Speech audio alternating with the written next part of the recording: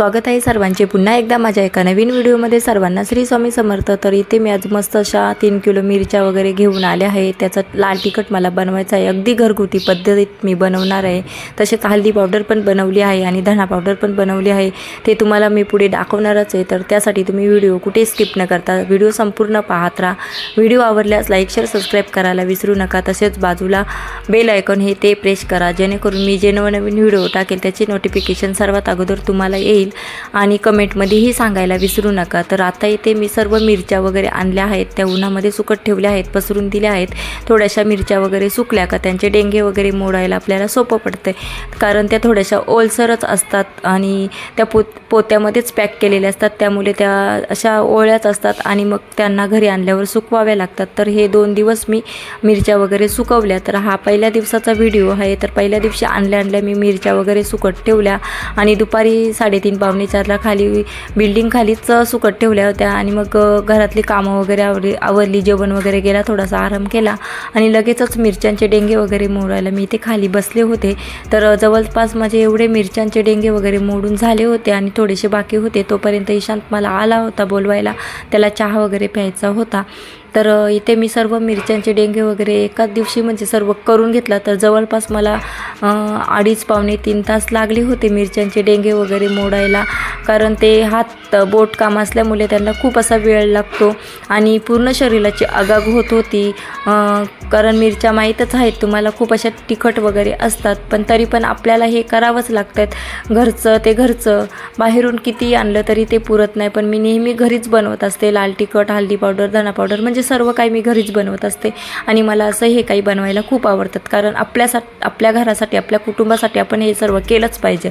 तर इथे मी सर्व मिरच्या वगैरे आता मोडून झाल्या आहेत आणि आता हे सर्व भरून घेते आणि मग लगेचच वरती घेऊन जाते आणि मग पुन्हा उद्या सकाळी एक वेळा त्यांना ऊन दाखवेल, म्हणजे सुकून घेईल। जास्त सुकवायचे नसतात, कारण ते मसाला वगैरे फिक्का होतो, थोडाच 2 दिवसच सुकवायचे असतात आणि जास्त उन्हामध्ये पण ठेवायचे नसतात। तर आता मी हे सर्व मिरच्या वगैरे भरून घेते, घरी घेऊन जाते।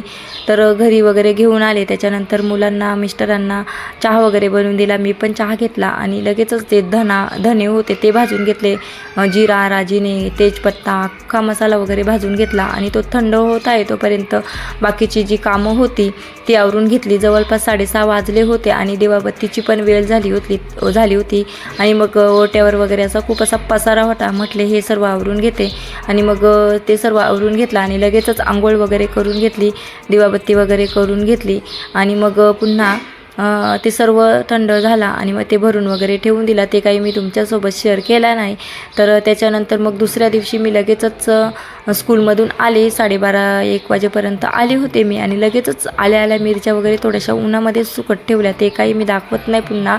आणि मग लगेच ते 2:30 पावणे 3पर्यंत मी भरून घेतल्या आणि मग 3:30 पावणे 4ला मी मस्त त्या चक्कीमधनं दळून वगैरे घेऊन आले आणि खूप छान असा मस्त असा लाल तिखट माझा तयार झाला आहे, अगदी घरगुती पद्धतीत, साध्या सोप्या पद्धतीमध्ये मी बनवलं आहे। तर पुढे मी तुम्हाला दाखवणारच आहे, तर ते तुम्ही पुढे पाहतच राहा।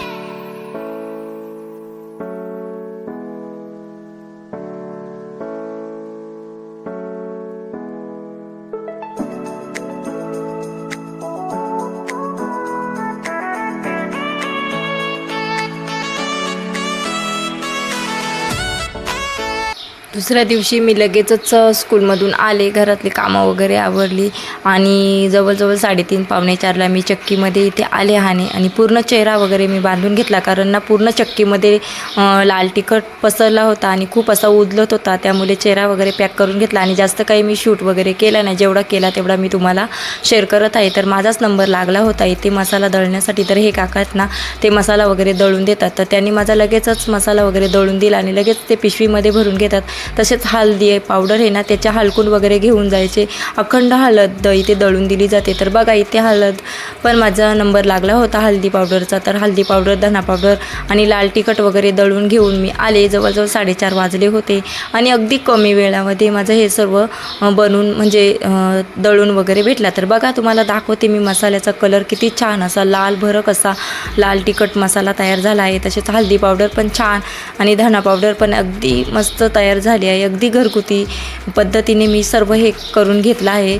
तर हे सर्व आता मी थंड करत ठेवलं आहे. थंड वगैरे झाला का मग मस्त ते डब्यामध्ये पॅक वगैरे करून देईल, जेणेकरून ते वर्षभर आपल्याला चांगले टिकून राहील. तर आता हे सर्व थंड करत ठेवलं आहे आणि आता मी करत आहे व्हिडिओचा एंड. तुम्हाला आजचा व्हिडिओ कसा वाटला ते तुम्ही मला कमेंटमध्ये सांगा.